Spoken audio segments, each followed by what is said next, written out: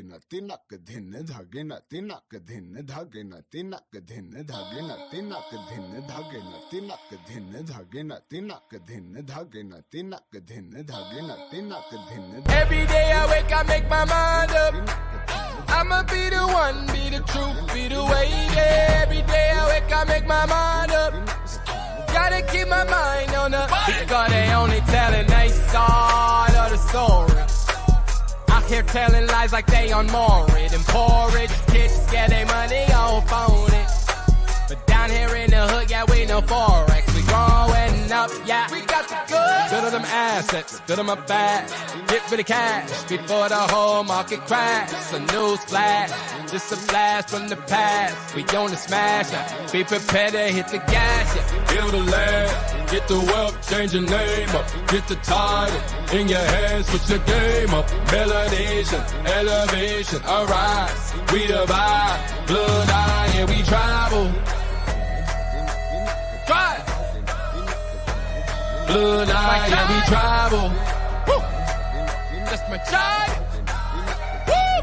Blood eye, and we travel. Hey, hey, hit him with the higher, yeah. Sherry know I got from Virginia, yeah. I know I'm more because I'm blessed. I know I'm more. I passed the test. We got to see with the true eyes. We need some brand new bright ideas. We got the hearts and some great minds, yeah. If we could all just be sincere. Build a land, get the wealth, change your name up. Get the title in your hands, switch the game up. Melanation, elevation, arise. We divide, blood eye, and we travel. Try.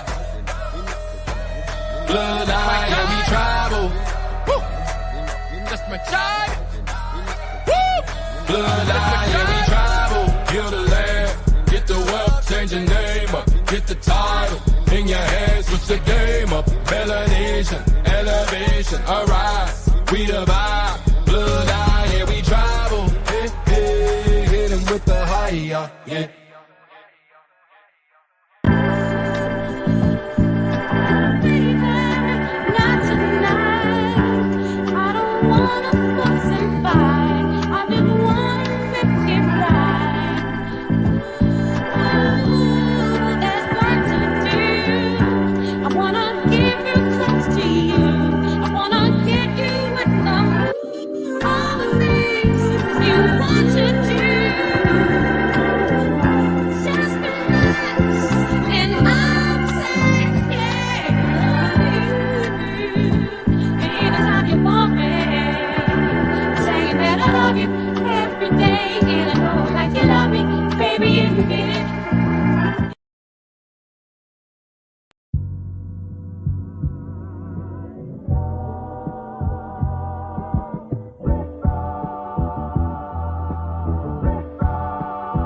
This could take quite a bit of time.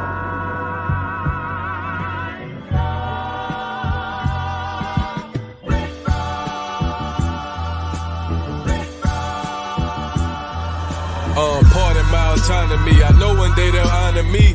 This ain't pertaining to 28 Deuteronomy. Self-determination, controlling our situation. Ain't no more indoctrination from pale faces. How the fuck you bummy and broke but a pair of races? My lineage free people of color with a left make each nigga. This right here maroon, now it ain't burgundy. If you plotting murder, I'm certain that you'll need surgery. Hurt from when the burner squeeze. Protecting tribe business. Only consulting with governments tried to tribe with it. Please don't confuse us with those considered native. Semi-autonomy never was in our nature. Just address me as Estelusti. Wild Indian status and Cherokees riding Ruchis. In my war bonnet, if you want it, bring it to your region. And black forces the same color the European. Pardon my autonomy. I know one day they'll honor me.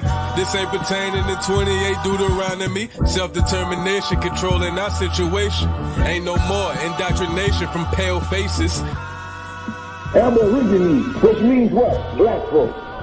But you never find a white aborigine. Aborigines are called natives, or they're always dark-skinned people. You and I are aborigines, but you don't like to be called an aborigine.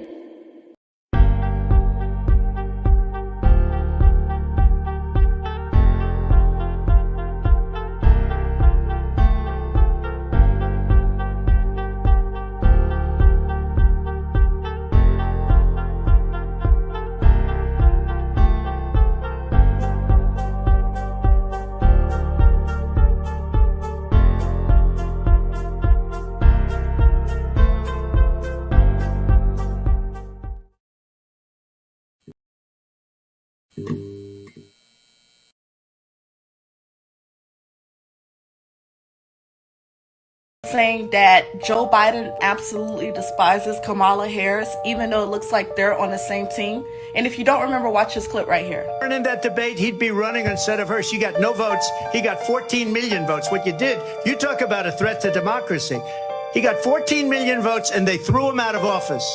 And you know what? I'll give you a little secret. He hates her. He can't stand her. But he got 14 million votes. They threw him out.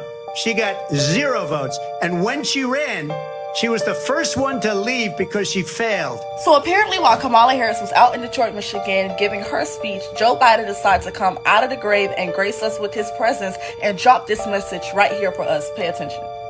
Well, I'm in constant contact with her. She's aware we're singing from the same song sheet. She helped pass all the laws that are being employed now. She was a major player in everything we've done, including passage of legislation which we were told we could never pass. And so she's been, and her staff is interlocked with mine in terms of all the things we're doing. So what looks like to me is that Joe Biden is telling us that for the last 4 years of his presidency, Kamala Harris is really responsible for everything that's going on. I mean, let's really say that we all think that Joe Biden was really just robotic at one point and just putting his signature wherever they told him to put it. So what do you guys think is going on? But I really think that he is not feeling Kamala Harris, and he does not want us to vote for her, and he really want her to lose. But tell me y'all thoughts. Time to see if the woman you've been talking to online is actually the woman you've been talking to. I'm kind of nervous, man. You know, it's been 3.5 years. You know, I got my good cologne on, my Gucci guilty. You smell that? Yeah. You smell great, man. How the fit look? It's good? You're looking great. You sure? Yes. Let's go make sure this is the woman you've been talking to. Come on. Whew. My heart about to sink. How are you feeling right now? I'm feeling great, man. I just want to wrap my arms around her right now. This moment could change the rest of your life. I know, so go get her, please. Got you. Let's see. Come on, baby!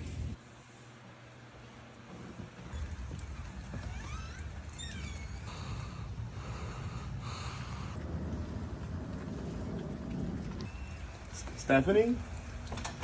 Hi. Stephanie, can you come outside, please?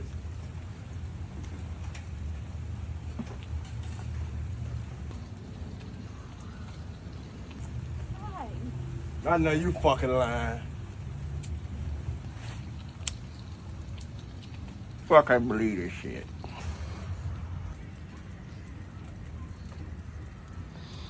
That ain't true. Hold on. Watch out, man. Watch out. It's me, babe. No, it ain't you. So, you're not Stephanie? I am Stephanie. No, you not. Stop lying. You not Stephanie. Listen, man, I don't know who this person is. I am Stephanie. I done sent you all my motherfucking money. For 3.5 years, I done been broke fucking with you. I'm sorry. That's why you never FaceTime me. Ain't no damn way you ain't had Wi-Fi, no cellular data to FaceTime me. I don't even know who the fuck you are. I'm Stephanie. No, the fuck you not. Shut up. I know. You said you love me. Stop talking to me. All that money you sent Hell on me. somewhere. I don't know you. Yes, you do. Can you back your ass there? Back her the fuck up. This shit is ridiculous. I can't believe it. Oh my God. I can't believe this shit happened. Are you telling me you're not interested at all in her? Nope. No! You a whole different person. I'm sorry. I didn't know. I don't care about that crime shit. Get the hell on. You want to cry when I spent all that motherfucking money on your kids? Fuck on somewhere. I'm about to go home, watch TV, and eat me a fucking snack. Jack, before you go, just take one last gander. Gotta be standing out here in the rain for this shit. Of black women has always been fueled and grounded in faith and in the belief of what is possible. We have always built the future that we can see and believe in and fight for. And that's why Sojourner spoke. It's why May flew. It's why Rosa and Claudette sat. It's why Maya wrote. It's why Fannie organized. It's why Shirley ran, and why I stand here as a candidate for President of the United States.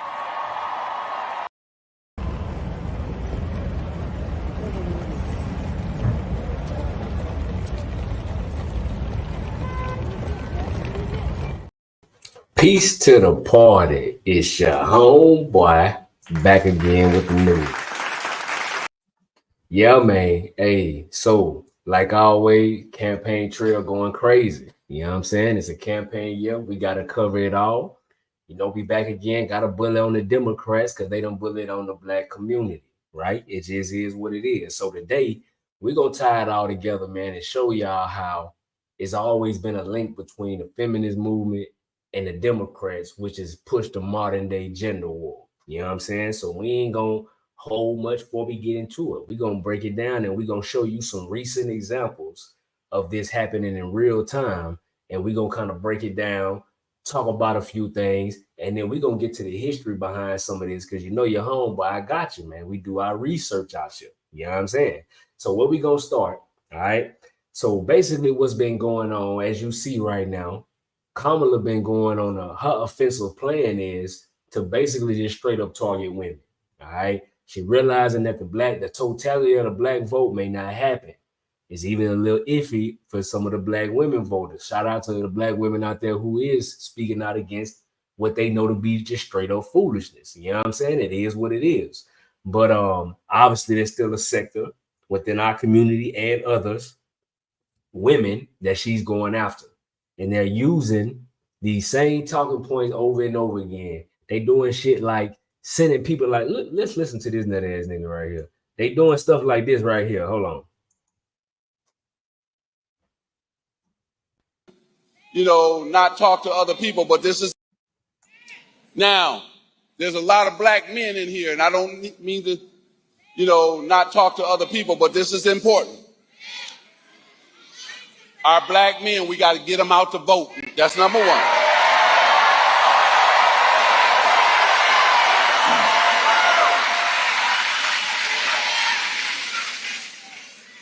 Kamala's opponent promised a lot of things last time to the black community that he did not deliver on.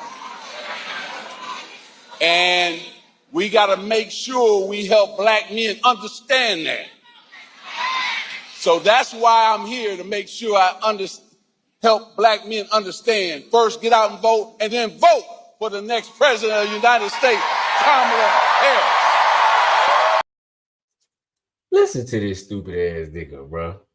So he out here, for those of y'all who don't know, that's your boy Irvin Magic Johnson, Mr. HIV himself, the prototype, the one that took it through the moon. Man, niggas don't trust you, bro. But this is what they do. They got him. They had Plies, D.L. Hughley, Steve Harvey, Uncle Luke. All of these dudes, we don't listen. Like, men, that's not how men rock. It ain't no one dude that can make us do no anything, bro. We don't give a damn. These niggas entertainers or ball players.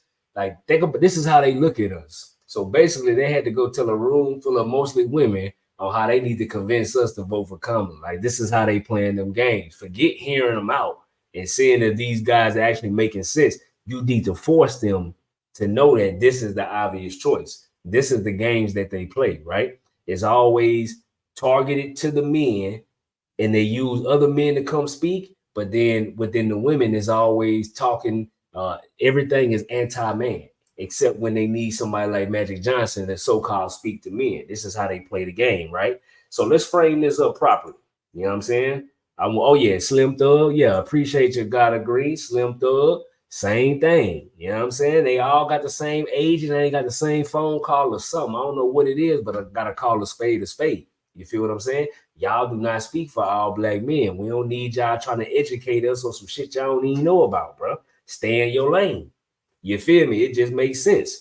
But to the matter at hand, let's start breaking down how Kamala is choosing to play this game and showing you how the Democrats really rock. So for those of y'all who didn't know, all right, there's a podcast out there called Call Her Daddy. You know what I'm saying? This is the name of this podcast. And it's by this lady named Alexander Cooper. All right, now we finna just so y'all understand the backstory, I want to share something with y'all because I don't want this to come out of left field. Y'all, you know, I don't want y'all to think I'm capping. So first, let's go over here and break it down real quick. I want you to understand what this podcast is about. All right. So hold on, I'm gonna take it over here to screen 3, get us set up. and we're gonna do what we do. All right, so look, this is it right here. Let me blow it up for y'all.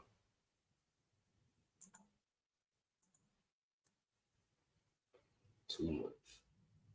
Okay, so Call Her Daddy is an advice and comedy podcast created by Alexander Cooper and Sophia Franklin in 2018. The podcast was formerly owned and distributed by Barstool Sports until 2021, when it was announced that Cooper had signed an exclusive deal with Spotify worth $60 million. So let's listen to the content. The content of the podcast is a blend of advice, whether you in a relationship or not, hilarious stories, and content from their listeners. Much of their content is not simply advice, but sometimes just outright hysterical stories. Most of the advice the women lay out for their audience is about sex. All right. So they got shows, bro, talking about threesomes and blowjobs, and this is the content on a daily from this show. And this same podcast is what Kamala chose to give her. I think it's 44 minutes long. So this, if it isn't the longest, it gotta be top 2 or 3 of her longest interviews that she's given since she's been on the campaign trail.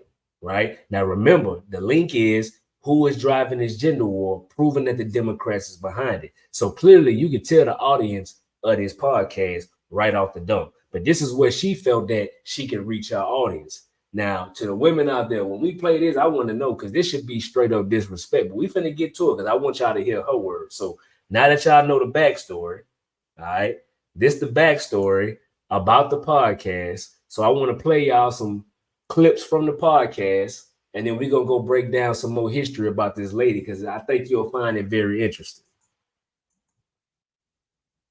Smarter. We got to play the game to even get our foot in the door sometimes. Can you tell the daddy gang? Yeah. When people tell you no. Oh, she called them the daddy gang. So her audience, which is majority women, which I think they say is the most popular podcast for women, what they say. But anyway, the crew is called Daddy Gang. That's the fans.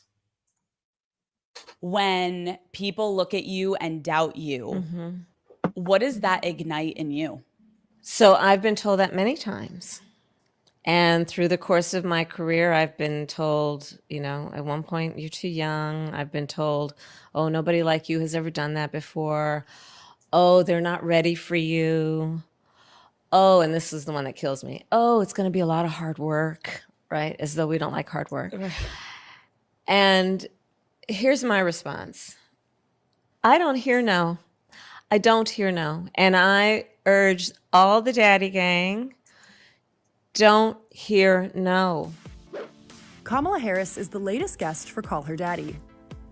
Ahead of the 2024 presidential election, which is less than a month away, the vice president sat down with Alex Cooper for the October 6th episode of her popular podcast, Call Her Daddy. The two women discussed a variety of topics, from reproductive rights in the United States to the Democratic nominee's late mother's influence to her former career as a prosecutor, as well as her reactions to personal attacks by her opponent where her identity and character have been called into question. Before the interview began, Alex addressed her listeners, acknowledging that she knows their political views are mixed, but said she felt that she had to engage in the important dialogue. She then added that she invited former President Trump to come on the show to also have a meaningful conversation about women's rights. I will be honest. I had been going back and forth with this decision for a while. To get involved or to not get involved. That is the question. But at the end of the day, I couldn't see a world in which one of the main conversations in this election is women, and I'm not a part of it. You hear that? Now make sure you remember that.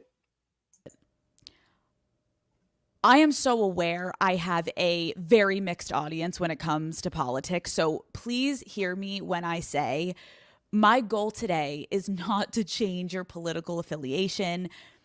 What I'm hoping is that you're able to listen to a conversation that isn't too different than the ones that we're having here every week.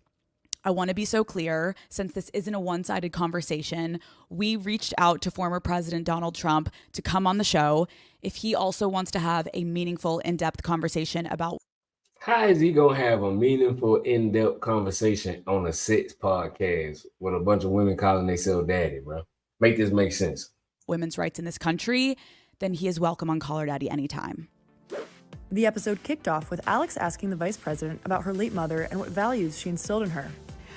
Well, you know, similar to what you described about your mother, my mother definitely impressed upon us the importance of us being able to express how we were feeling. And a lot of it, I think, was also about her teaching us that we had agency. And so that things don't just happen to you. Hey, facts though, because that's the same thing I was thinking, man. They out here, they see this is, I'm telling you, we're going to break this down. How the Democrats tied to the feminist movement pushing this gender war, because these are the type of rhetoric they putting out. If you're a woman and you empowered, what is calling yourself a man, a male title, how does that give you more power? You feel what I'm saying? But there's literally in their mission statement about why they use that phrase, because it just make them feel powerful, which go against everything they saying. But you got to peep game now. It's very important. And so think about how you were feeling, not just as a way to dump, but also as a way to kind of figure out where you are in a moment, right? And center yourself. I mean, to your point, when I got older, like when I was in, I don't know, late teens, my 20s, if I came home with a problem, I'm telling you, every time if I came home with a problem, the first thing my mother would do is she would look at me, like other mothers, I believe, were hugging their kids and like, oh, honey, what can I do? And my mother, the first thing, what did you do? But here's the thing that I realized. She was actually teaching me, think about where you had agency in that moment.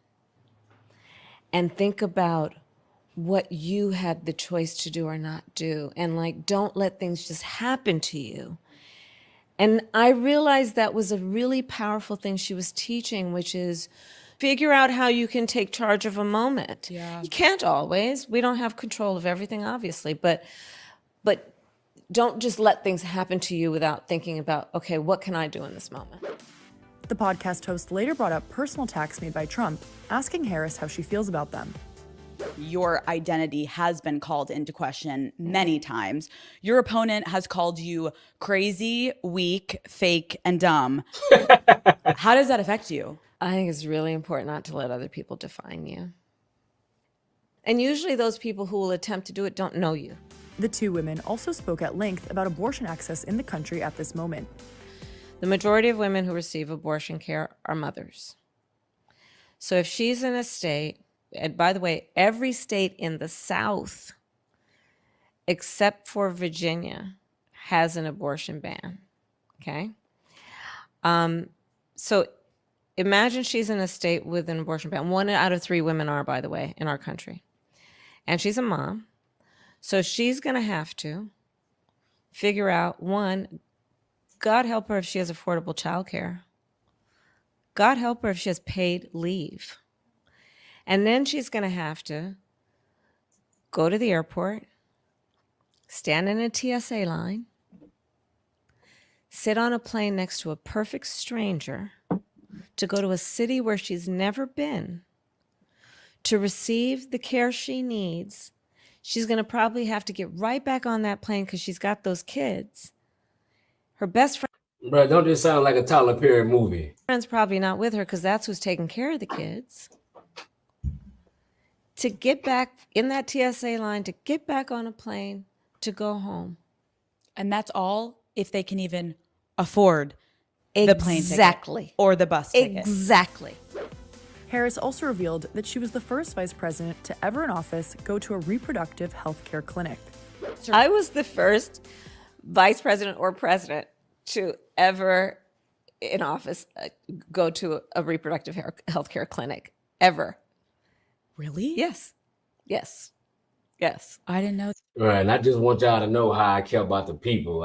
Every time I cover something, I have to watch the entirety to make sure I'm on point when I come get the news, right? So I sat through the whole 44 minutes of this bullshit, and I kid you not, at least 42 of those minutes was only about women's rights. And I want to be clear when I say this. Much respect to the women. This is not coming out of a place of malice, but as a man, I just got to keep it a buck on what I see. As a man who has a wife, my own daughters, my own family members that are women. I'm telling you right now that they are playing and using the women's rights talking point as if it's the entirety of everything that's important in this election. And we know that this just not the truth, bro.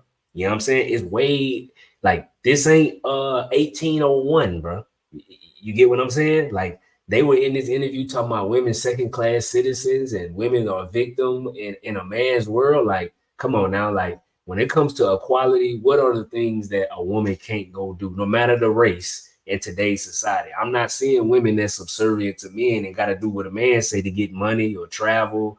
I don't know what world y'all living in, but in the world I see is women getting plenty of money, buying property, being CEOs, running for president. Like, what is we talking about here? You know what I'm saying? They talking to victimhood in one sentence, but then empowerment in the next. Like if you were powerful and you the big boss and all this, you gotta deal with what come with that. You know what I'm saying? But once again, we about to lay down and show the connection between the Democratic Party, feminism, and the gender war. You know what I'm saying? So check it out.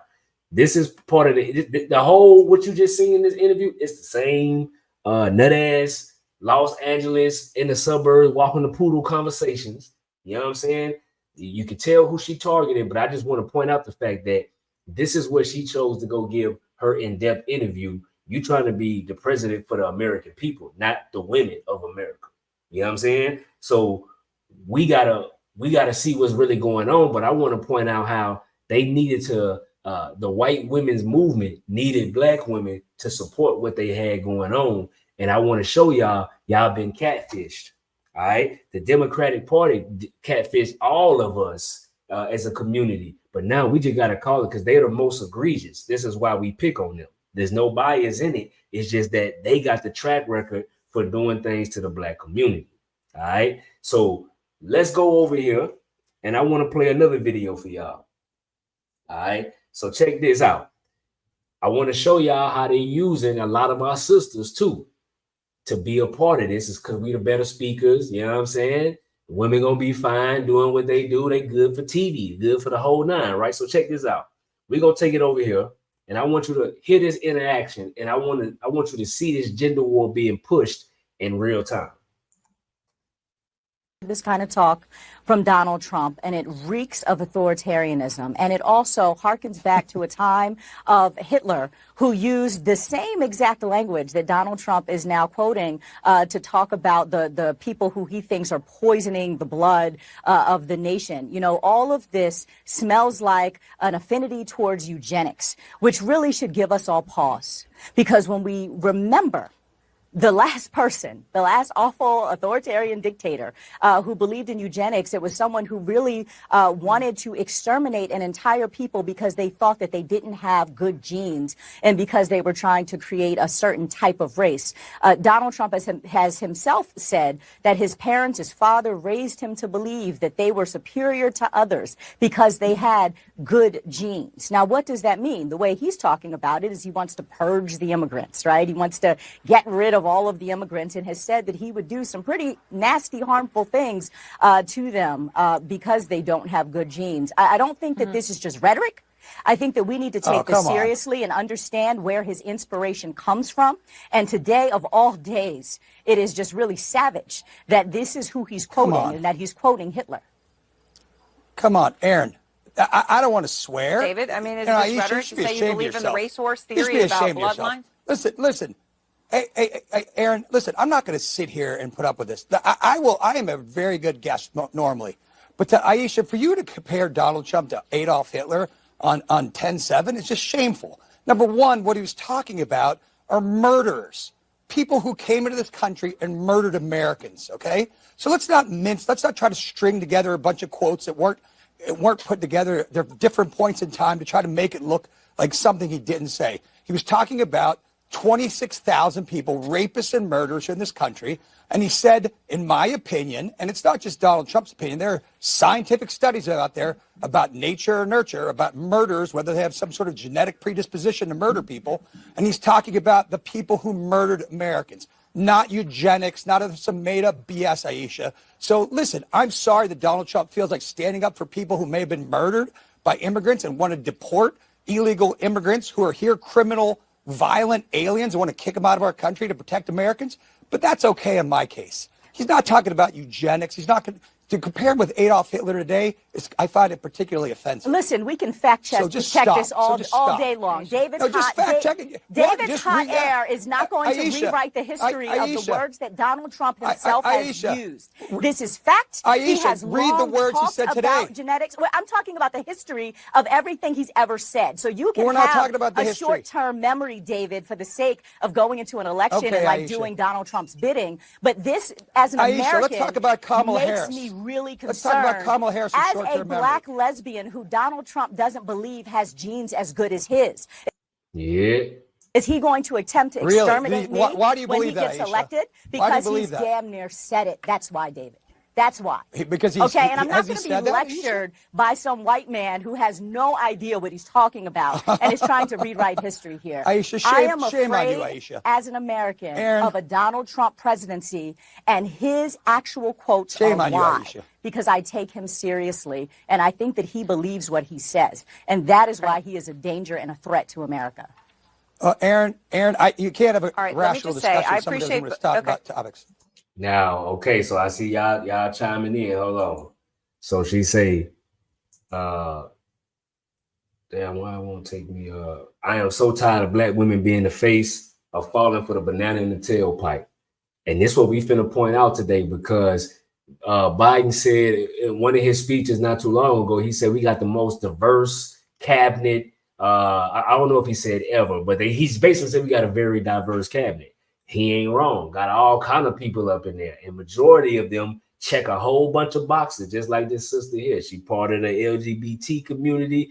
She black. She a woman. When you know government, you know jobs, you know data and classification, she checking a lot of boxes, right? But it'd be like they put them out there to be the front people for all the bullshit that the Democratic Party be pushing down our throat. Remind you, they got a press secretary right now who is black American. We're going to get to her in a second, but it's something I left off. I just wanted to point to y'all how they having a conversation about this, but they trying to take something out of, some Trump said out of context, right? Because they trying to talk eugenics and Hitler and all these things, bro.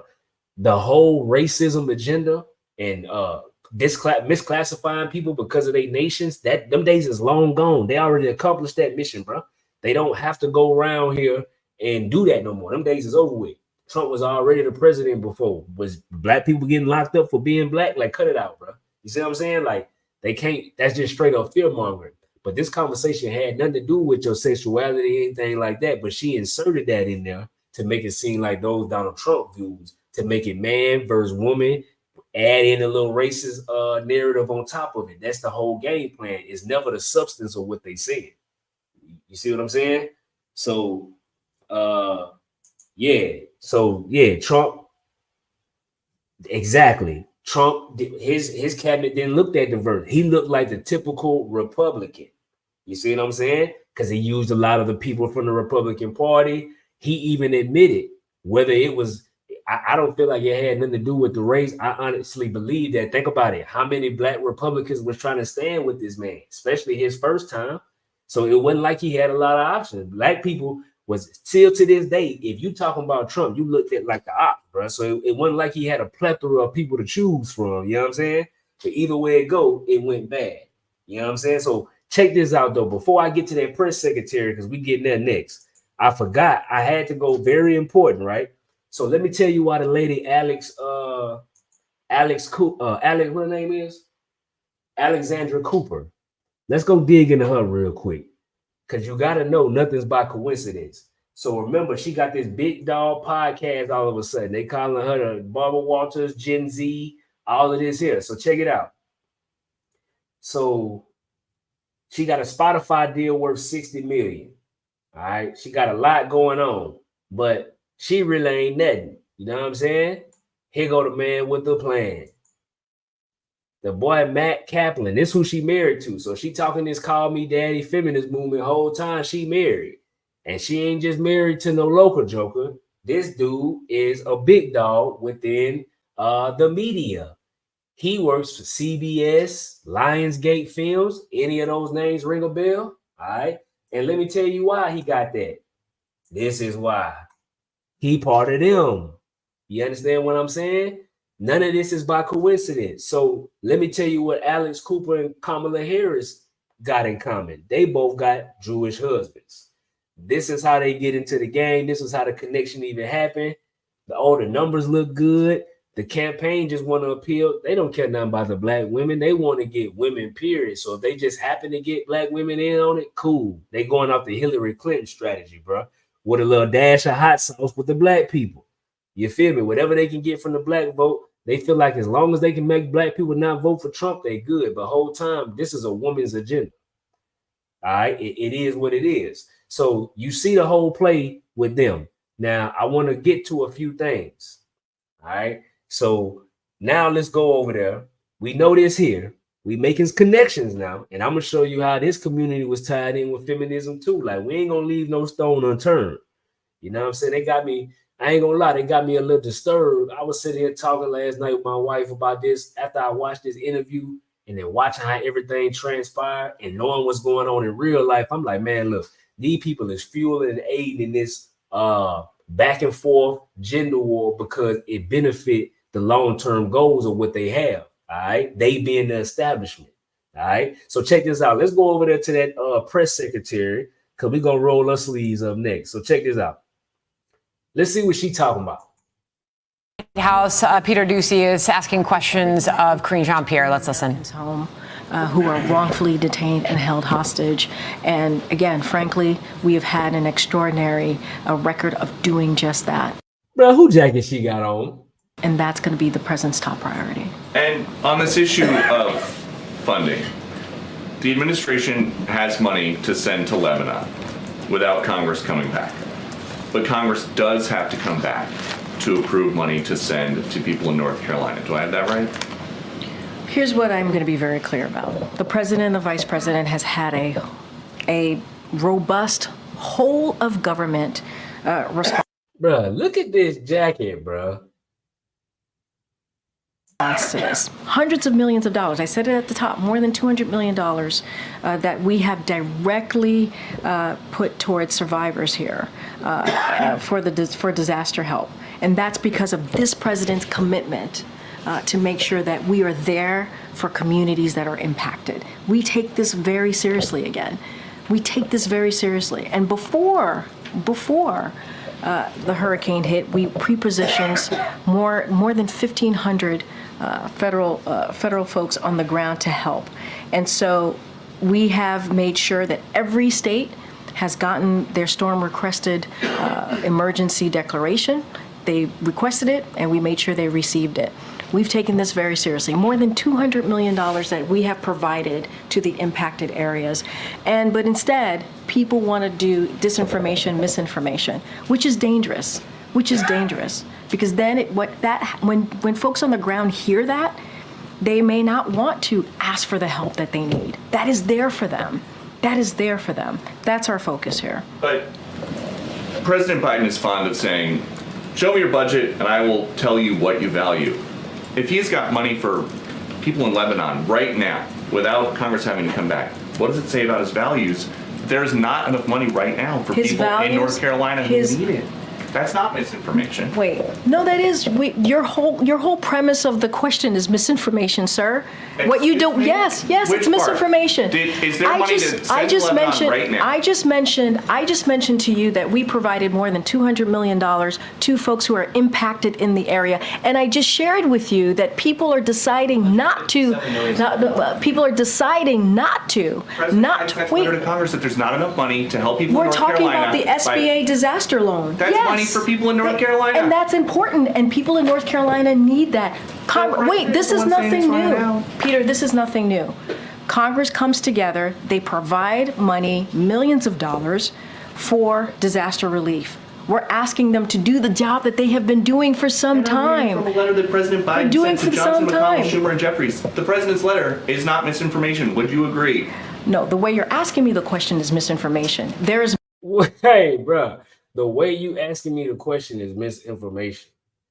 How did that even sound? If somebody asks you a question that's just nonsense, your answer can show that it's nonsense. You can't say that Bruh, he just said, I read this from the president's letter. Is that misinformation? She said, no, the way you're saying it is misinformation. This whole my feelings is more important than the facts. Like, who cares about the delivery? This man asked a direct question about something. You talking about misinformation in the way he acts.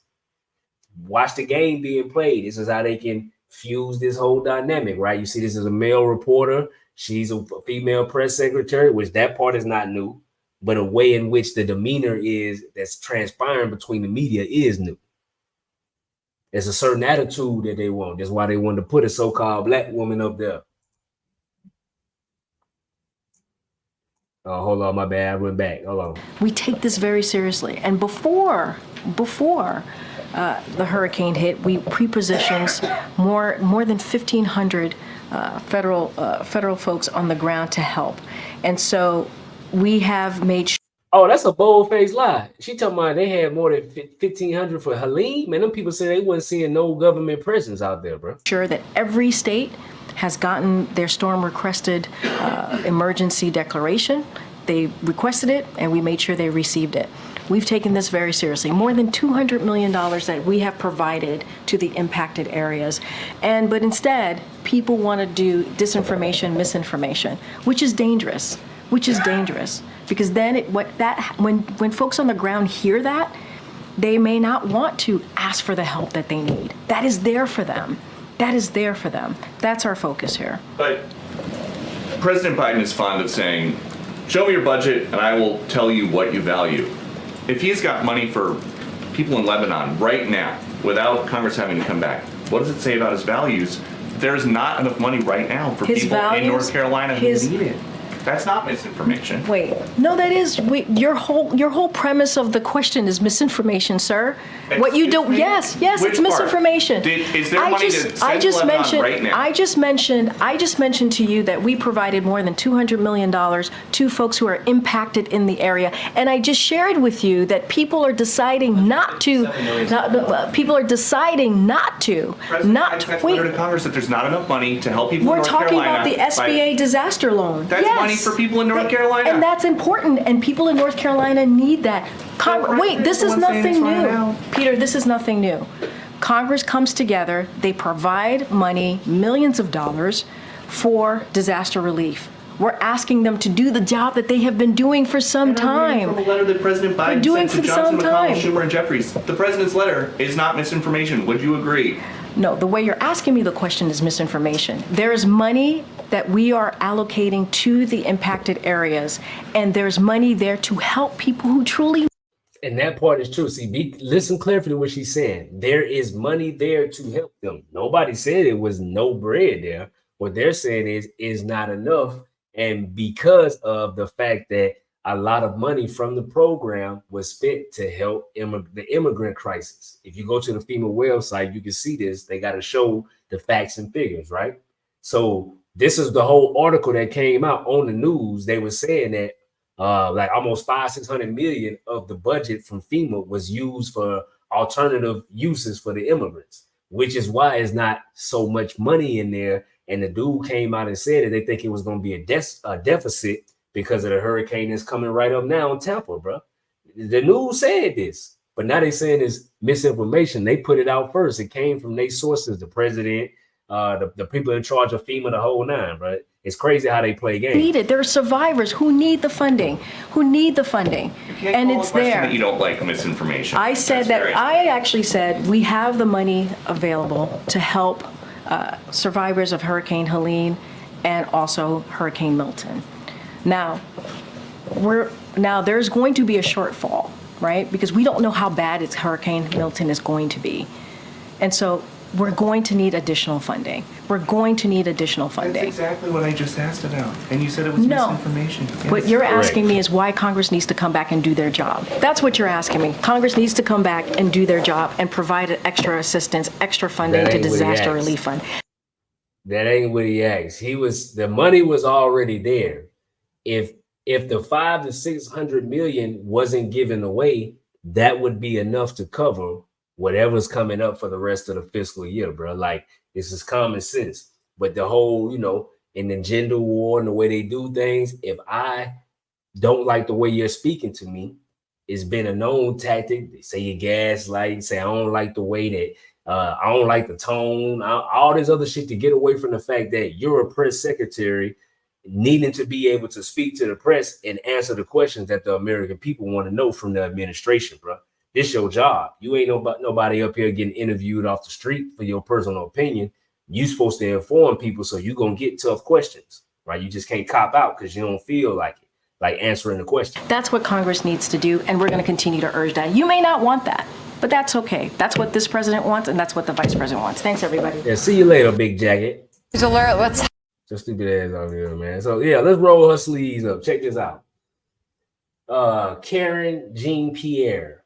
She's an American political advisor who has been serving as the White House press secretary since May 2022.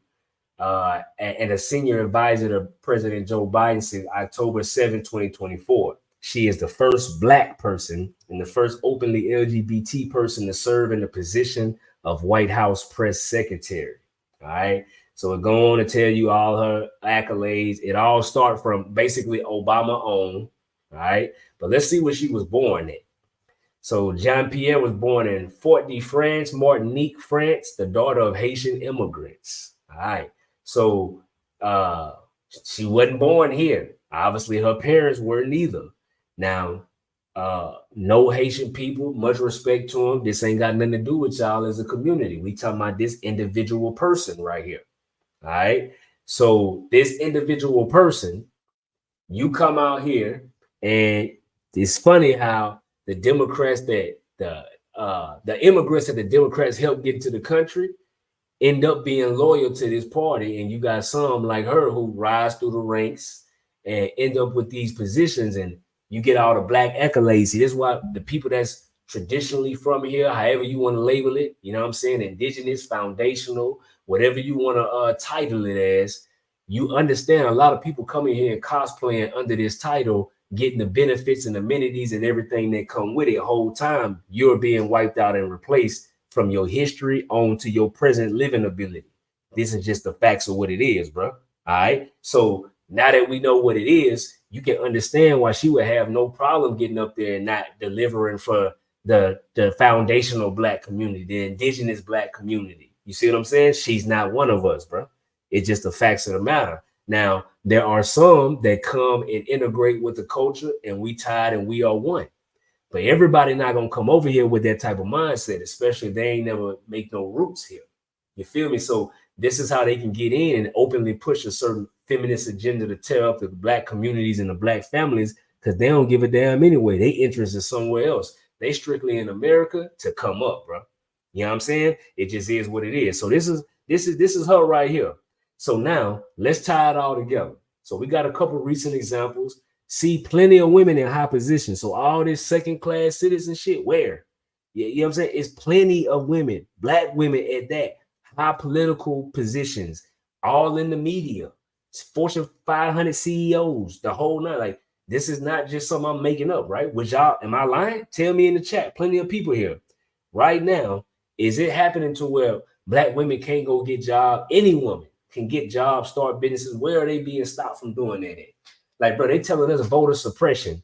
When have y'all tried to go vote and you got white people holding you back from getting in, saying you can't vote? Where is that happening, bro? I'm from Louisiana. I live in Georgia. I've never seen that. You know what I'm saying? I was born in 88. So in present day, that's not happening. You hear a story, one idle story in the middle of Idaho or some crazy shit like that. But I'm talking in totality. Is you calling up your friends right now, and if y'all went to vote, none of y'all could go vote. Tell me a county, parish, city, state where that's happening in, bro. They playing with us. You see what I'm saying?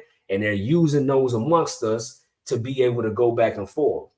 All right. So yeah. So check it out. That's Karine Jean-Pierre. We know what she on. So let's go back and let's trace some history, man. It's a little, this whole feminism and gender war, it's been cooking for a minute, bro. So let's do a little brief video, talk about the history, and then we're gonna hit some very important topics that I think y'all would want to know, and to give an understanding on why we in this position right now. They fueling this whole man versus woman thing. So check this out.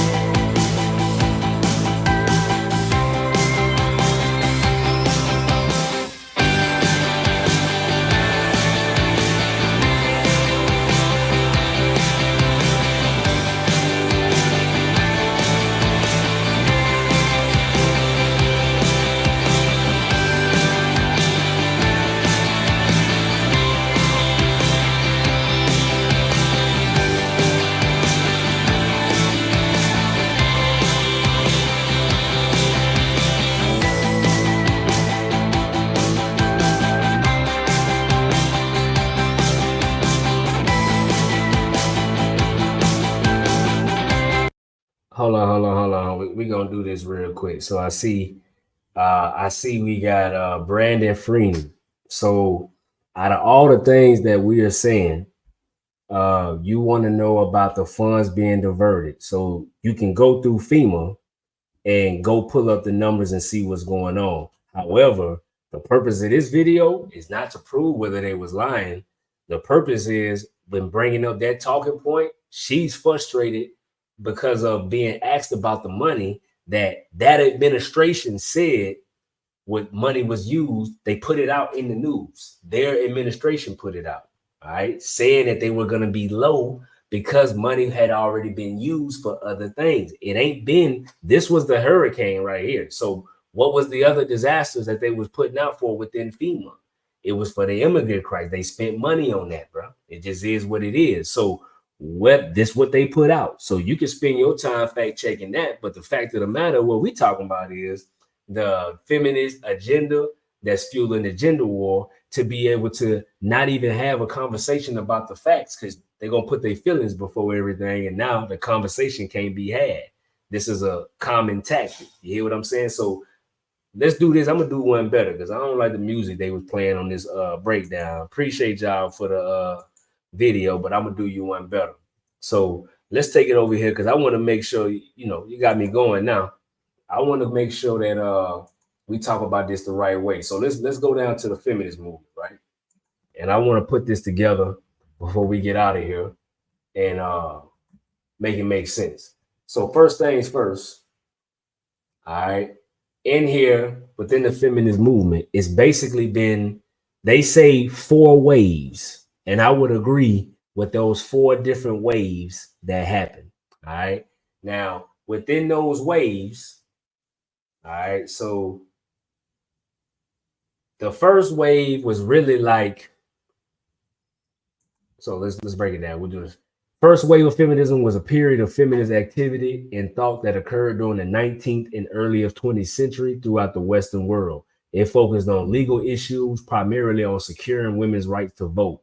The term is often used synonymously with the kind of feminism espoused by the liberal women's rights movement, with roots in the first wave, with organizations such as the International Alliance of Women and its affiliates. The feminist movement still focuses on equality from a mainly legal perspective. All right. So I'm sure that most people would agree that the first wave was righteous and legit, right? If being a woman in this country, you should definitely be able to vote, own property, the whole nine, right? So everything that may end up turning out bad doesn't always start out that way, because that's the whole play. Movements start genuinely and then they get subverted by outside interests, and that's when they take a whole nother turn. There's a whole bunch of examples for that. All right, but just walk with me. All right, so that's your first wave, but the most important is this second wave. All right, the second wave is when everything changed. Okay, so now let me take that back. It's something else we need to hit. All right, so hold on. So within this, we had a lot of different things going on. All right, so that first wave ended up bringing things like the New Deal. All right, after you had like the suffrage movement somebody brought up earlier, but then during the time after the Great Depression, which for Black people, depending on your genealogy, but for most people, this would end up being true. You weren't in these areas of New York City and these other things at the time the Great Depression happened. That wasn't even touching us. That was mainly touching white women, and white people. But then after the war, the world wars and things was going on, right? A lot of women was getting into the workforce. White women, once again, ain't nothing had to do really with Black women, because most Black women weren't in these cities yet. Okay, so that was your first wave. All of these things happening. So now we get to our second wave, right? So on the second wave feminism was a period of feminist activity that began in the early 1960s and lasted roughly 2 decades, ending with the feminist sex wars in the early 1980s and being replaced by third wave feminism in the 1990s. It occurred throughout the Western world and aimed to increase women's equality by building the feminist gains of the late 19th and early 20th centuries. All right, so second wave feminism built on first wave feminism and broadened the scope of debate to include a wider range of issues: sexuality, family, domesticity, the workplace, reproductive rights, de facto inequalities, and official legal inequalities. All right, so so right here it say feminist-owned bookstores, credit unions, and restaurants were among the key meeting spaces and economic engines of the movement.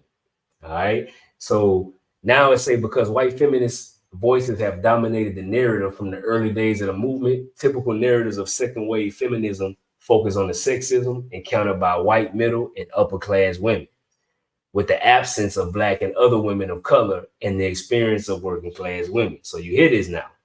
They coming forward and saying right now that basically this was a white women's issue. All right. This is coming into the 1960s. Why is this important? This is the civil rights movement. Now, what a lot of people don't know is a lot of other movements piggyback off of civil rights to get whatever they wanted to get passed in the background. All right. A lot of different people, different groups had things passed because of civil rights. So that was the whole play. It was never really to help just Black people. It was to help everybody that was a minority group. Like, ain't that what Kamala say? I can't say that's going to do nothing to help only Black people, because she wasn't lying. Because the play has never been to help only our group. It's to let everybody else use that group to pass whatever they need to pass. All right. So as you going through this whole wave, it's so much in here to break down, man. I really want y'all to go through and read up on this. All right. But let me show you the tie right here. I want to show you a tie right here. So the Democratic tie was John F. Kennedy.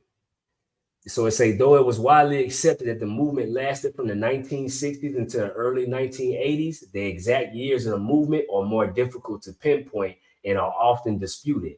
The movement is usually believed to have begun in 1963 when Betty Friedan published A Feminine Mystique and President John F. Kennedy's Presidential Commission on the Status of Women released its report on gender inequality. The administration of President Kennedy made women's rights a key issue of the new frontier and named women such as Esther Peterson to many high-ranking posts in his administration. Kennedy also established a Presidential Commission on the Status of Women, chaired by Eleanor Roosevelt, and comprising cabinet officials, including Peterson and Attorney General Robert F. Kennedy, senators, representatives, business people, psychologists, sociologists, professors, activists, and public servants. Now you hear what's going on, right? Here go the whole play now to get the presidential backing to be able to make this a nationwide movement. Okay, damn. So this how I came in. Hold on, my camera cut. So this how I came in through the Democrats. All right, Democrat big dog go ahead and co-sign the movement. Now they're gonna take off. So they ride the wave. They ride the wave of what's going on with the civil rights movement. So then fresh into the 70s, after they able to accomplish this mission, life started changing forever. And it started with the Black community, right? Because now through the civil rights, through the New Deal that happened before that, now different benefits that the white community had after the Great Depression, like welfare and all that there, it started coming to us. But I'm gonna let shout out to Comedy Height. They did a great video on this. I'm gonna let them break down this third wave basically, and we're gonna talk about it and we're gonna compare what's really going on right now. Hold on. I'm Nichelle Woods. Black people in America have long worked to lessen the gap between whites when it comes to building wealth. Slavery, redlining, and even the family dynamic within the home have all played a role in making the task more difficult to complete. Government assistance was created in the 1930s to solve a temporary issue. However, society showed that these benefits could be necessary long term. As time has gone on, government assistance became a mainstay in many Black households to help make ends meet. With many of the Black homes receiving government assistance being headed by single Black women, questions come into play about just how beneficial this would be for Black people. well. There's no denying that Black people live in poverty at higher rates than whites, and that government assistance does help with food, rent, and other necessities each month. On the other side of the spectrum lies the issue of broken homes and the poverty that comes from receiving government assistance, ironically enough. Considering both sides, the million-dollar question becomes, did government assistance ruin the Black family? Like many things, government assistance was given sparingly, if at all, to Black families in the early 1900s. In 1935, following the Great Depression, President Franklin D. Roosevelt established the Social Security Act of 1935 with intentions of assisting the elderly, dependent children, and those who had lost their jobs as a result of the Depression. Despite the fact that Black families were clearly more impoverished overall, the assistance given out overwhelmingly went to white families. Information taken from the Child Support Hustle revealed that, with the New Deal, state legislators began to pass bills that supported single mothers called Mother's Pension. Since the states operated these programs, administrators were not regulated by federal government. The lack of governing of the Mother's Pension program meant that states could deny services and money to qualifying Black mothers. This aspect of the law caused great issues as it would set the precedent for caseworkers in states to set forth even more provisions in order to keep Black families from receiving government assistance or giving up something of equal value in order to receive such help. While the practice was illegal with no penalty for continuing it, the tactic became more common, allowing caseworkers to essentially control people's lives. Rules regarding a suitable home were enacted without giving Black people a clear idea of what that would entail. In the South specifically, Blacks saw great pushback when it came to receiving government assistance, with states posing stipulations that discouraged a complete Black family. Alabama is one state that stands out, as the state independently submitted a plan in 1964 about a substitute parent rule that would effectively harm Black families specifically. Aspects of the proposal stated that a child would have a substitute father, hereby disqualifying their home from receiving government assistance if a substitute father lives in the home with the child's mother for the purpose of cohabitation, if he frequently visits to cohabitate with the mother, or if he does not frequent the home but cohabitates with the child's natural or adoptive mother elsewhere. These facts are telling as they show a direct attack on the Black man by giving an ultimatum of them being in the home, even for a short period of time versus receiving help. With the Black marriage rate lowering from the 1960s on, cohabitating was common throughout the country. While again, there could seem to be benefits in this way, statistics have proven that the creation of these single-parent homes through the type of legislation has a lasting impact. These new laws, beginning in 1964 from Alabama and other states, paralleled the passing of the Great Society laws passed in the same year that saw government assistance change, possibly for the worse. The Institute of Family Studies sheds light on this fact, stating, "It was estimated that in 1975, a household head would have to earn $20,000 a year to have more resources than what could be obtained from Great Society programs. In today's dollars, that's over $90,000 per year in earnings. That may be a reason why, in 1964, only 7% of American children were born out of wedlock, compared to 40% today. One can see through this tactic that the government purposefully incentivized these women to have more children out of wedlock, as the type of money being offered, even in more modern times, is hard to come by as a salary for anyone, much less a Black man or a woman. In the early to mid-1990s, Black households saw a peak when it came to fatherless homes, as nearly 70% of Black families saw this as their reality. This number had remained relatively unmoved for decades before dropping back down, and there are still government programs and benefits that people know they could be in danger of losing due to other people. There have even been several Black women refusing to get married in fear of losing their benefits, as they will receive more money personally from the government than they could from a job by not having the man present.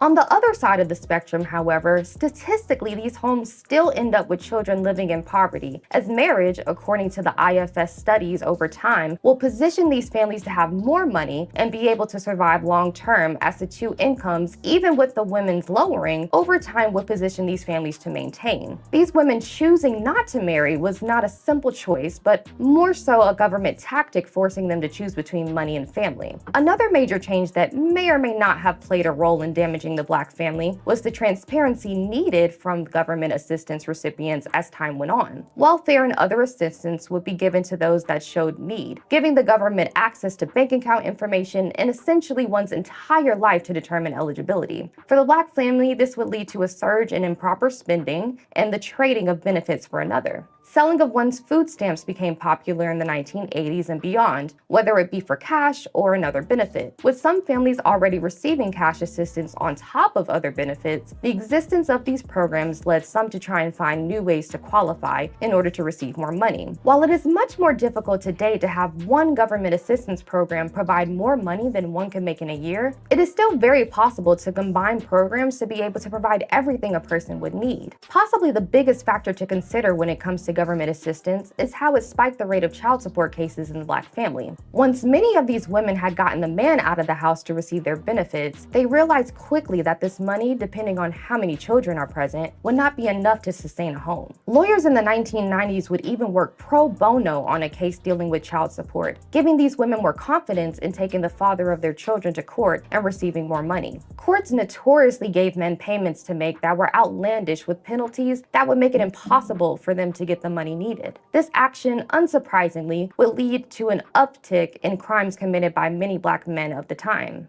In a published paper by Harvard alum Fritz Foley, one can see the correlation between crime and welfare payments as the text reads. Analysis of daily reported incidents of major crimes in 12 U.S. cities reveals an increase in crime over the course of monthly welfare payment cycles. The jump reflects increases in crime that are likely to have a direct financial motivation, like burglary, larceny, theft, motor vehicle theft, and robbery. Taking into account the countless issues that come from having a record when it comes to making money, on top of systemic racism, especially in years past, one can see clearly how this assistance ruined the lives of many Black fathers and children at the very least, as their fathers would spend years in jail, and with the overwhelmingness of being a single parent, the children suffer as well in ways unimaginable. There can be debate about the reasoning behind certain decisions Black families made. However, the need for more assistance is clear. Families selling stamps for cash, fathers being kicked out of the homes, and caseworkers who acted as an extension of the government while breaking the law all played a role on how government assistance would affect Black people. The need for assistance is obvious, especially in the present as a recession looms over society. Nevertheless, it is clear that there are major issues with government assistance that have plagued Black families for decades. If assistance is given to elevate a person in order to help them become more independent, one should ask themselves if this seems like the case when it comes to Black people. With a history of struggle and suffering despite this help, it may not be a foregone conclusion that assistance ruined the Black family, but many can argue it did little to help, as Black families today see nearly half of their homes without a father and are still financially trying to catch up in society. Stay up to date with the latest. Hey, so look, we gonna double down. We're gonna make it juicy for you. You hear me? So a lot of people, getting their feelings when these conversations come up because their own personal story get in the way of the truth. All right. Now we can be honest with each other. Like, I don't know where y'all from, but I'll tell you about your homeboy, right? From Louisiana, like y'all know.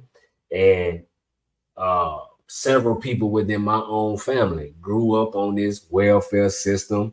And majority of the time, this is a generational curse. The people that was in these areas on having this assistance still to this day, whether it's been their grandma had it, their mama had it, now they got it. So clearly it ain't no stepping stone to help us. The family impact is gone within most of our community. It's rare that you grow up in a neighborhood where at least even half of the people got their dad living with them, whether it was the dad fault, the mama fault, whoever fault, don't matter. Just the facts of the matter of there's not a family unit, and that's just with the two parents. The grandparents ain't gonna be involved, you feel me? Ain't no aunts and uncles for real, like the whole dynamic gone, right? How did this happen? It came through policies that were enacted step by step, decade by decade, to add onto this, layer onto this. These were political campaigns that happened that had real effect. So for the people who say that the national politics don't matter, this right here can show you generation by generation how federal policies came with money from taxpayer dollars to our own demise, bro. Because this started with the Black community, right? With the destruction of the family. But see, now with this gender war, it don't see no race. They hate white men, Black, any man, period. It don't matter your race no more. See, it's a new day. And see, now what the white community is starting to realize is a lot of these same tactics that was used against the Black community, now they're just going against American citizens, period. And they're trying to enable the newcomers who are going to be more loyal to this system and ain't going to be begging for more. You get what I'm saying? It's a major play happening right now, and people are too caught up in their ideologies to see what's going on. But check this out. It's something I wanted to point out was a very interesting fact that I want y'all to go dig into. So it's a early ideas and activism of pro-feminism beliefs before the existence of the feminist movement are described as proto-feminists. So proto-feminists in the United States organized before the Seneca Falls Convention as part of the suffrage, abolition, and other movements. That is very important. I said suffrage, abolition, and other movements. So gender equality movements were practiced within the Iroquois nations long before America was colonized. Some have come to recognize the beginning of the feminist movement in 1832 as the American Anti-Slavery Society and the Connecticut Female Anti-Slavery Society, formed as early as 1833. By the year 1837, there were 139 of these societies formed across the nation. Now, peep game now. This is in the early 1800s, where they come in and saying they're linked with abolitionism. Now, and then they built lodges, basically, just like how these folks did within the Freemasonry or with, hey, look, man, you see this marketing right here? Let me get my picture out of the way. You know how when we do the slavery and we break down the history, shout out to the podcast on Sunday, is always some propaganda to go along with it. I forgot to point out that old girl, the press secretary, she got a book of the memoirs of her travels and her citizenship and all of this other shit, right? What the average person don't know is that's a common tactic used way back to the abolition movement about showing all of these people who were so-called slaves had these outstanding books that hundreds of years from now, you don't know if it's the truth or not. You know, it's the memoir, just like what Kamala Harris got about her family that Candace Owens breaking down right now. But hey, look, it's important that we be on top of this now. And so the last link with that feminism, right? So I bet a lot of y'all didn't know that there was a Jewish influence on the feminism. Lo and behold, right? So at the same time that we know that the Jewish community was in with the NAACP funding civil rights and all these other things, let me show you what else they had going on. So in its modern form, the Jewish feminist movement can be traced to the early 1970s in the United States. Come on, man. All of this stuff ain't just no coincidences that go together. You know, but I'm just your homeboy with the news breaking it down. I want y'all to go and do your own due diligence. Go look this up and see how everything of the advancement of feminism is going to be majority controlled and advanced through democratic policy, figureheads, the whole nine. They're the ones who make this happen. You get what I'm saying? Think about it. All of these advanced waves. So it was telling you that the first wave was really just for the vote and the legal rights. The second wave started going into the reproductive rights. All right. They got the Roe vs. Wade happened. Okay. So then the third wave was the single independent. That was the 1990s. Think of Living Single. You know what I'm saying? Think of shows like Girlfriends. They got all that white for the white lady, Sex in the City. You feel what I'm saying? To push this independent woman, do your own thing. That was the 90s, independent, right? Up into the 2000s. And now this fourth wave that they say that they think is going on, but it ain't no think. We living in this. The fourth phase is the all-out war, where it's real deal beef and the materialism, the way that we value each other as men and women is crazy. You get what I'm saying? And it's not taking shots at either side, it's just calling a spade a spade. Ain't nobody perfect in this exchange, but just know it was an agenda to weaken the man and to promote the women and basically make a mismatch. All right. And we seeing it in our everyday life. If you go into the Facebook, you go into a local conversation with your people, you're gonna see some of these dynamics, bro. And like I said, it's transcended the Black community. It's white people going through the same thing. It's harder than ever for folks to build families the way they used to back in the day. Some of the old values that our people had didn't need to just fully go out the window We just needed to update it. You feel what I'm saying? So with that being said, I want to leave out on something real, because we talk about these things. Everybody think it's a conspiracy theory and don't want to look at their real life. Look at your own family history. Look at all the people you know around you. Are they just sitting around here looking like the perfect picture of family, wealth, and health and all that? Or is it all kind of broken families with people dealing with childhood trauma and all these other things that we can't properly express because we living in a crazy society, bro? But it ain't your individual problem. It was something that was cooked and crafted. So with that being said, we're gonna take it over here to this special report from 1986. I want to say it's Hezekiah News. I don't want to mess up the name, but you're gonna see it in the graphic. But they went and showed this report, and it was interviewing Black people in the early 1980s, predicting and talking about what we was knowing to happen today. So you know that this just wasn't no theory. This is just straight up fact. So check it out. Raise your hand if you're married.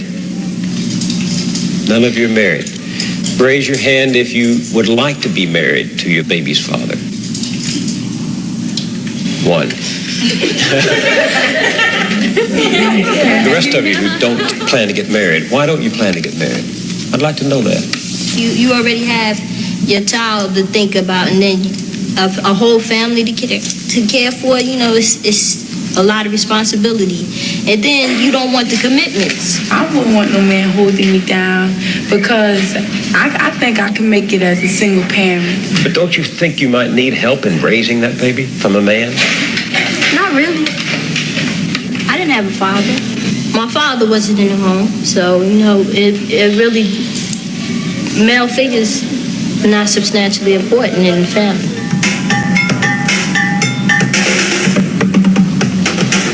Thinking about holding up for no sex, my man. You know, if a girl, you know, she get having a baby, carrying a baby, hey, that's on her.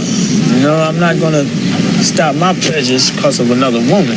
What about birth control? What about condom? Girls don't like them things. They don't like them things. They'll tell you to take them things off. They figure that you saying that they filthy or they dirty or something. It's been a startling change in values. 25 years ago, you would not have heard such things said so freely because they were not embraced so widely. The strong family was still the backbone of Black America, and 3 out of 4 children had both parents at home. That is true no longer. Most Black children are now growing up without their fathers. The result is a world turned upside down as children copy what they see and repeat what they learn. LaDawn said she didn't have a father in her home and doesn't think her children need one. She's not unusual. Half the Black families today are headed only by a woman. Clorinda said she could make it on her own as a single parent. She has never been married and is raising her daughter without a man's help. She's not unusual. Today, nearly 60% of all Black children are born out of wedlock. Timothy said his children are not his responsibility. He has left them to be supported by their mothers and welfare. He's not unusual either. For LaDawn and Clorinda and Timothy, and many more like them in cities all over America, the traditional family no longer exists. It has vanished, and something new is taking its place.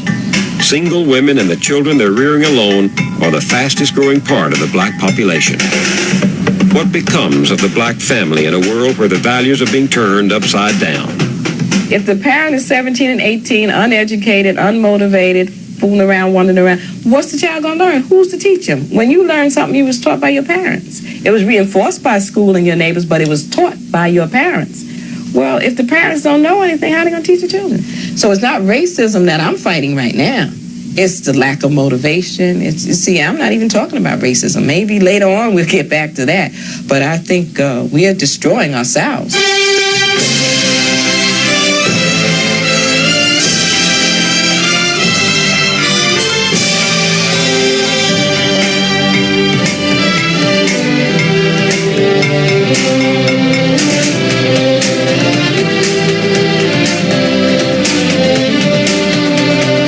See how cold they did it? Boy, this CBS, they called it the vanishing Black family, bro. So, you know, these folks always been studying us and worried about what we going on. But one thing about it is, you heard what he said. 20 years ago, which would have been the 1960s, the black family was still intact with everything that was going on, because this was before the real integration had took place, all the civil rights things, all the different, the feminist movement had really popped off. This was before all of that, all right? And then immediately after that, because remember, this started in the 70s for real. Immediately, a decade after that, this is where we was at, just that quick. Now, fast forward to today. You fast forward right now to today, it's 2 times worse than that. And that's just me being generous. And I grew up in it. This was 1986. I was born 2 years later.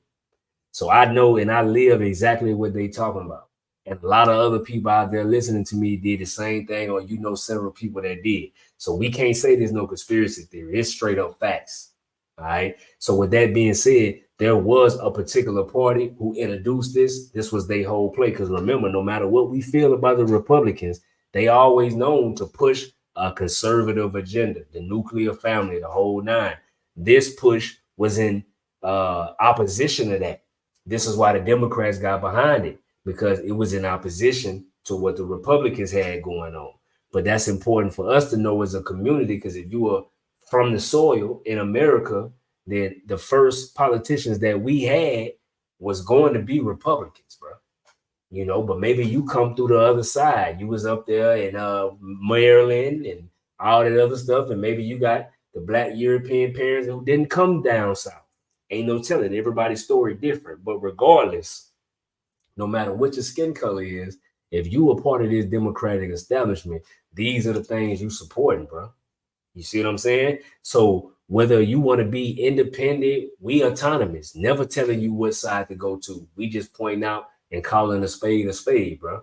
So this is the party that's been behind fueling this movement. They use this as part of their marketing strategy. It's been like that since its inception, bro. You feel what I'm saying? So I'm just your homeboy with the news. You ain't got to take what I'm saying. I'm just reporting live, trying to hope and spread some light to the people. But hey, that's my time, y'all. So like always, we appreciate the support y'all giving the channel. Share a friend. Let them know how we get down, because you know it's hard right now to get the shadow ban going on. We don't get the exposure. When you talk about things that matter, maybe we need to talk about some gossip, start some beef with somebody or something so we can go digital. But, you know, we trying to keep it solid, man. But appreciate the support, man. Y'all keep it positive. Y'all keep it pushing. That's my time, man. I'm out of here. Peace.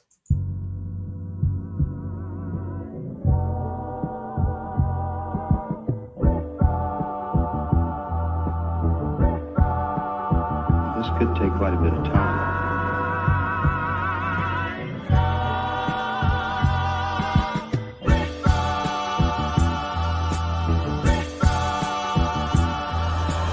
Pardon my autonomy. I know one day they'll honor me. This ain't pertaining to 28 Deuteronomy. Self-determination, controlling our situation. Ain't no more indoctrination from pale faces. How the fuck you bummy and broke but a pair of races? My lineage free people of color with a left make each nigga. This right here maroon, now it ain't burgundy. If you plotting murder, I'm certain that you'll need surgery. Hurt from when the burner squeeze. Protecting tribe business. Only consulting with governments, tribe to tribe with it. Please don't confuse us with those considered native. Semi-autonomy never was in our nature. Just address me as Esther Lucy. Wild Indian status and Cherokees riding Ruchis. In my war bonnet, if you want it, bring it to your region. And black forces the same color the European. Pardon my autonomy. I know one day they'll honor me. This ain't pertaining to 28 Deuteronomy. Self-determination, controlling our situation. Ain't no more indoctrination from pale faces. Aborigines, which means what? Black folks. But you never find a white aborigine. Aborigines are called natives, or they're always dark-skinned people. You and I are aborigines, but you don't like to be called an aborigine.